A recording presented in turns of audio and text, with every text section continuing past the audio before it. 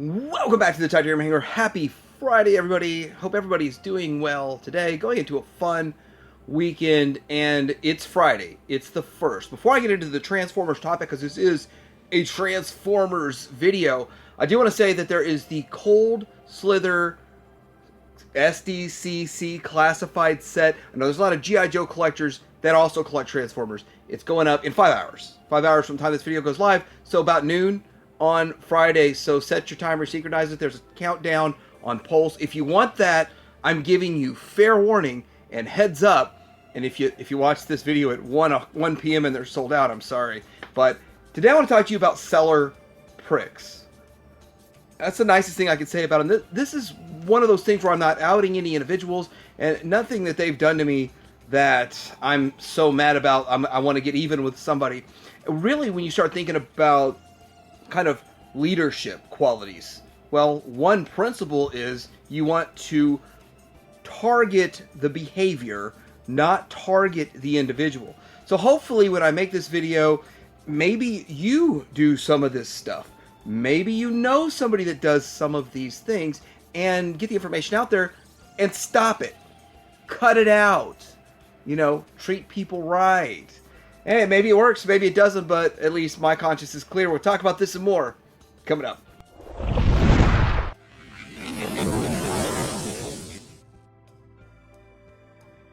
All right, so I got a long list here. The first thing I want to talk about is seller price. There are people out there, individuals out there, that overprice their stuff. Yeah, they're shooting for the moon. They're wanting to double and triple their money on an item. But there's one thing that keeps these sellers in check, and that is market price. So market value. So there's two edges to this coin. As a buyer, I'm looking and going, hey, I want to get this parkour figure for $100, maybe $150, but the market is not allowing that. Even if 10 people put it up for $100, they would sell almost instantly, and we'd be right back into this situation because 10 wouldn't satisfy the demand. There's probably 200 or 300 people that would like to get themselves a parkour. So again, the market will decide the price. Too low a price sells out all the way. Too high a price sits on the market until somebody shows up with one priced right. What's the price? Looks like it's going for about $200 to $250. And sadly, the cheapest ones are auctions, meaning that it's a wild card. You do not know how high the price will go on those. You can look in completeds, but still, the past is still in the past. I'm seeing a lot of people just wanting to get their money back out of their stuff, but at the same time, they throw up an auction, which is a good thing. I think it is one of the best ways to sell stuff. Sell it in an auction, but there are some downsides to that also. One of the things where pricing your stuff too high, well, also with an auction, I just suggest put your bottom price you'll accept as your starting bid, and you shouldn't have any problems with that. Starting it at $1 and it doesn't go too high, well, guess what? I've got another seller prick issue with that. Canceling items. Let me tell you this. This is an issue I have with sellers where they will put their stuff up for an auction, and I'm only putting this X-Transbots Death Wish, their dead end, up as an example. Neither one of these sellers, and no sellers I show, are the pricks. I don't show any of the people that broke these rules and did the bad stuff. I will not out anybody. That's not what's going on here. I just have to have a visual. And these are the only two on eBay, both of them from China. Somebody told me that this was a hard figure to get. Let's say that it goes for like $100, right? The expectation's a $100, $115 figure. And they start the bidding at $1 and it goes to $36. And then the seller cancels it saying, oh, I don't have it anymore. But you had it last week, 7 days ago when you listed it. And then now the auction's over. I won the auction. I got a good deal and I can't have it. Seller prick. That is a prick 101. This is one of those things which I just can't believe sellers get away with it, but they do get away with it. They'll take their hit, they'll take their negative, they're okay with it because they didn't sell their item at the right price. Again, getting back to put your starting bid in at what your minimum expectation would be. If your minimum's 100, start at 100. Like, why start it at $1? Why cheat everyone, trick everyone? See, I see this far too often. It's a seller prick thing. Not these sellers. I'm just giving you a visual aid. Now, again, I want to reiterate, I'm using visual aids here. These people, this item, if this is your item, I'm not calling you a prick, right?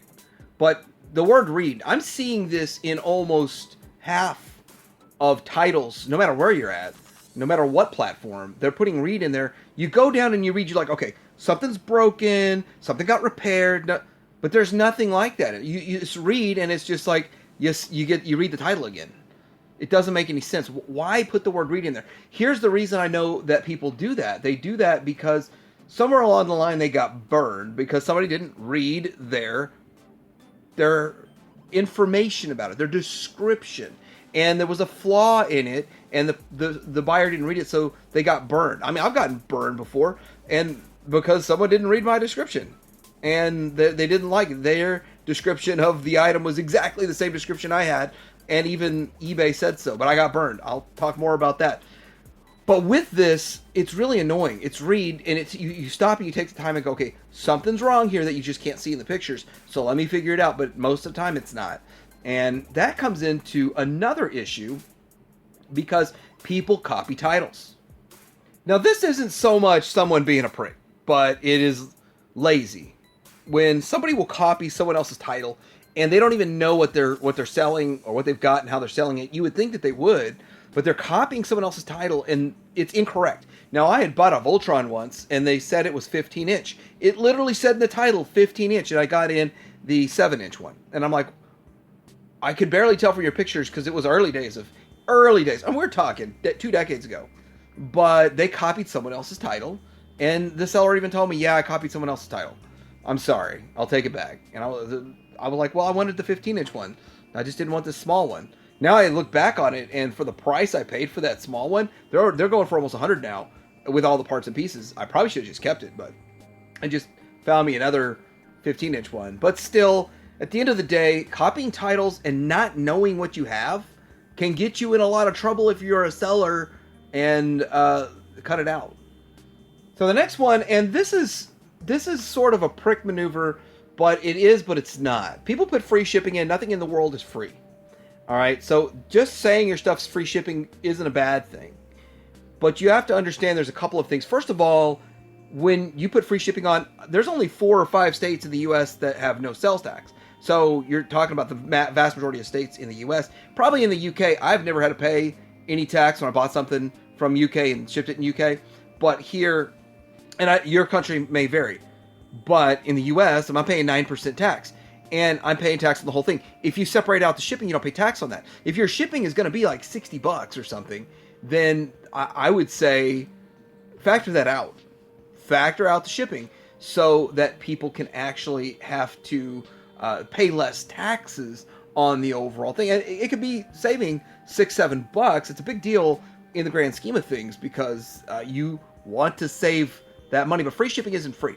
Now, the other issue that I have with the free shipping piece is when people are selling, say, 6 things and they all say free shipping.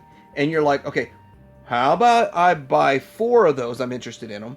And why don't you knock off a few bucks each so that you know you're going to ship them all in the same box? So shipping's not going to be $20. It's only going to be $4, $5 for you to ship that and send the rest my way. And these people are pricks. Like, no. Well, let me put it this way. They just don't understand math. People that sell stuff and don't understand math. See, somebody is paying for that shipping. Like the delivery fee, which is funny too how things change, shipping cost and delivery fee, but that is getting paid by the seller. They bake it into the cake if they put free shipping on there. It's getting baked into the cake, baked into the price. So instead of this item here says 60 plus 25 delivery, the other person would put 85 delivery. But see, 9% tax on $25, that's like $3 to $2.60 or something like that I'd be paying additional in tax. But also the fact that these other people over here that choose to not combine shipping at all whatsoever because they said it's free shipping, don't want to work with people, that is a super prick maneuver. Especially if you're selling $1 G.I. Joe parts, $1 Transformer parts, $3 Transformer parts. Every single part, you're going to have to pay an additional $5. So they're selling each for $10 when they should be selling each for $2 or $3. That's a prick maneuver. Well, hey, it goes back to it. They probably don't sell much. Now it's time to compound this. Now, I had a really good, perfect one for AI. Now, there's this thing called AI descriptions, artificial intelligence descriptions for eBay, and they suck. It is terrible. And yes, we're in first generation AI. They say third generation AI or fourth generation AI is when we have Skynet. So we're not Skynet levels yet. AI is stupid right now. Garbage in, garbage out AI. Now, I can't guarantee that this one was written in AI, but I had one I could guarantee 3 weeks ago, and I don't know what I did with it. So sorry. And I didn't really want to spend an hour looking for an actual AI description. This is pretty close. The information you get in this is just trash. This product is complete Transformers G1 Megatron action figure by Hasbro, featuring the iconic character from Transformers franchise. I don't need to hear all that. I know who Megatron is. Perfect for the collectors and fans of the series. This Megatron figure is a must-have addition to any action figure collection. Now, by the way, if this is your description, you're not a prick. You just are using a new feature and you don't realize that it's just a waste of time. AI has never helped anyone under any circumstance at all on eBay. Terrible. Absolutely terrible. Stop using it. Go in there and tell them it's got a couple of scratches on it. It's got a break right here. This is an issue with the box, the packaging. It's missing one part. That's what people want to know. They don't want to know that it's a one of a kind, perfect for collectors and fans of the series. No, that's not. That's you're reading this. It's like, I don't want to read this garbage, nonsense, worthless description. I want a description, an actual description of the item. Quit using AI. Just quit. Anything that's AI, turn it off. So I saw this one. This is the next one here. It's the multi-item listing, and I hate this. This is problematic for a whole lot of reasons. And if this is yours, if you're the person that did this one, I'm not bashing you for it, because hundreds, if not thousands of sellers do this, and it sucks. What this effectively does is it brings you to their listing based on their lowest priced item, and you're thinking you're going to get the higher priced item in your search because the item, so let's just say the fan or cannon tip or a vane is costs a lot more, but they'll sell a missile for $2. So it'll be a lower one, something along those lines, right? And with that, you're thinking, oh, well, I might get my part for a good price. And then you click on your part and it's $50. Now, this is one of those things that's a lot of work to set up. And it's a pain in the butt. And the part you want or whatever item you want that's in one of these multi-item listings is always sold out when you get there. You can guarantee that it's going to be sold out when you get there. Even if you're the person that bought this, you're searching and you're wanting another one. Oh, well, I bought that. It's sold out. And it's really frustrating and annoying. Plus, trying to add this stuff to your cart, I found that 90% of the time people set this up, and there's some way to set it up that you can add it to your cart and request combined shipping. 90% of the time you can't do that. So with that, I know this isn't Transformers or any of that kind of stuff, but it's still really annoying. These multi-item listings, there's so many reasons why I cannot stand this, but I'm putting all this in this one video so I get it all off my chest and sleep good at night. So next up are sellers that block people for absolutely no good reason. So a good reason. Okay. Someone that doesn't pay for the item that they won or bought. That's a good reason to block someone, right? If somebody doesn't pay for an item, they're effectively not at all a customer. If an item's not paid for, they're not a customer. You don't do business with them going forward. They have absolutely no credibility, so block them. That makes sense, right? So another reason is if they force a fraudulent return on you, like what happened to me. A fraudulent return was forced on me, and that person's blocked, and I don't care. I'm not going to sell that person anything else, and then have to go through that rigmarole, lose $58 again over it. I'm not doing that anymore, so I blocked that person. And with that, my life's a little bit better not dealing with the people that I blocked. You deal with these 1.5%, 1.5% of scumbags that are out there. And the rest, 99%, 98.5% of people are good people. So that's the way it is. And same thing with sellers. 99% of sellers are fine. You're not going to have any issues with. I've only really had 2 seller issues, and I worked them out, and 1 buyer issue. So really, the community's pretty good. But this is the stuff people are blocking for, and you'll blow your mind. If you ask a question about their item, they block you. I'm shocked that asking a question about an item gets you blocked. If you ask the person, just, hey, you don't have to or anything, but I don't want to waste 7 days. Can I offer you $50 for this item? You're starting at $1. No, we don't end our auctions ever. Block. I mean, you've got this list of rules. Okay, I don't want to wait a week. I kind of need this part now, or this item now. And so they block you. Another reason they block people is if you are to make an offer that's too low. They call you a low baller or something.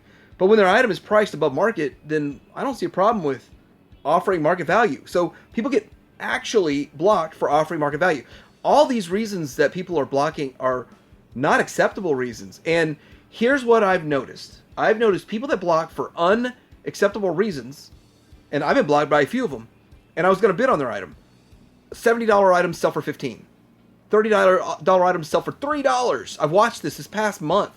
I've watched multitude of people that are selling their items and putting them in an auction. I went to bid on it, and I was like, oh, they blocked me. Okay, cool. Screw you.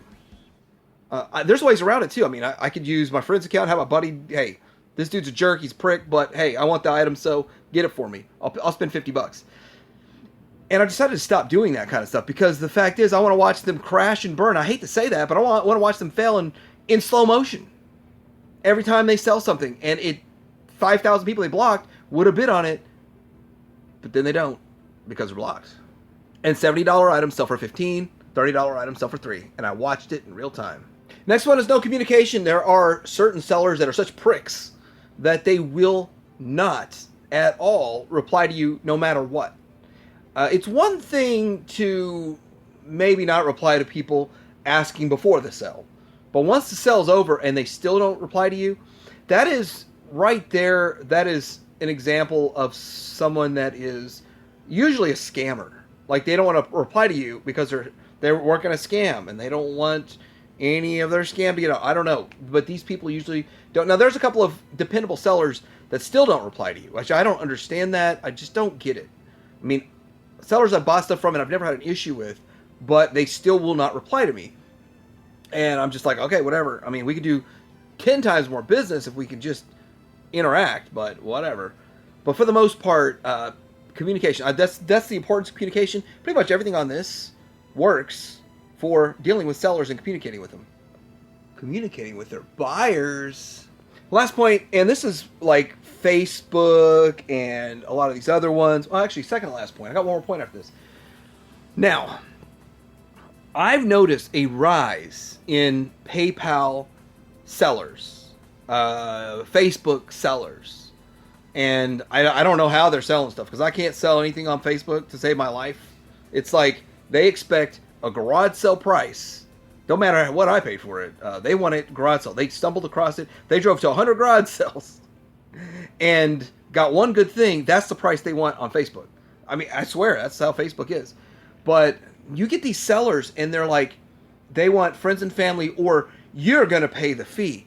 I'm like, that makes no sense. Unanimously, across the entire world in every selling platform, the seller absorbs a fee. Because you're on Facebook, you should not have to pay a measly 4% fee when other people out there paying 20, 30% fees, depending on the platform, depending on all the crazy stuff going on. But you're special and your little 4%, $2 should be paid by the buyer. And then you're overcharging shipping. Like, I know how much shipping is. This little helmet for G.I. Joe does not cost $8 to ship. I mean, you guys are ridiculous on this. I can't believe people act like that. That is a super ultra prick move. Like, you are the king of pricks if you do this, and you need to stop it now. I think a lot of these problems we're having is because we're not buying from collectors as much as we used to. Collectors used to sell their own stuff a lot. You're buying from a lot of people that just don't really care, and they're trying to juice collectors. And a real collector would kind of hook another collector up or take care of them. At minimum, yeah, they want the market value of their item, but at minimum, they're going to communicate with you. They're going to pack it for you right. They're going to take good care of you. They're going to make sure that you're going to get your item and you're going to be happy with it, right? They're going to treat you properly. Well, we're coming back to that. This is the new threshold has been, well, the old threshold has been restored. And it took a while for eBay to update it. eBay's finally updated it. So now you can see it's back to 20,200 transactions, which people told me that this is not a big deal. There's nothing to see here. Look the other way. Nothing to see here. Look the other way. But I get inundated every time I talk about this with people saying, I quit selling. I'm not selling ever again. I'm not selling anything online. I'm only selling local. I don't care if I'm only getting half the money. I'm not selling online because of this. Now, it's going to take a long time for people to come back to selling. It's not like switch is flipped. 2 million people quit selling and they're all coming back tomorrow. By the end of the year, we might get 10% of those back. 10% of people that are selling back to selling on online platforms. And if not, then they're only selling in their local community, which means I'll never buy from them. I mean, I'm not going to be able to buy from them. That's just all there is to it. And so with all of that stuff, this is a good thing. It's going to take a while, but we'll never get back to where we were before. We'll never get back to as integrated and open of a society we have for collecting and selling and buying and selling online. And that's just a fact. And hopefully, well, hey, it's guaranteed. We got 3.5 years. Hopefully we don't get, any scumbags in there that hate collectors and single moms. Now we're going to get back to my situation where a buyer scammer performed a false, fake, fraudulent return on me. I fought it and lost. I was basically told by eBay that they don't care about me. They don't care if I quit tomorrow. They really don't. The humans sounded like they cared. The AI I dealt with 27 times kept coming back to me telling me, kiss off, screw you, we don't care about you. It sounded a little more professional than that, but that's how it felt. And so I did kind of boycott eBay for a little bit. Here's the deal. Here's the deal. I actually got my stuff back, and then I added a few more things to it, and then I sold it for $58 more, and I broke even, and it worked out. Community is a good community, and with that, one bump in the road, one bad apple doesn't truly spoil the whole bunch, but it sours you.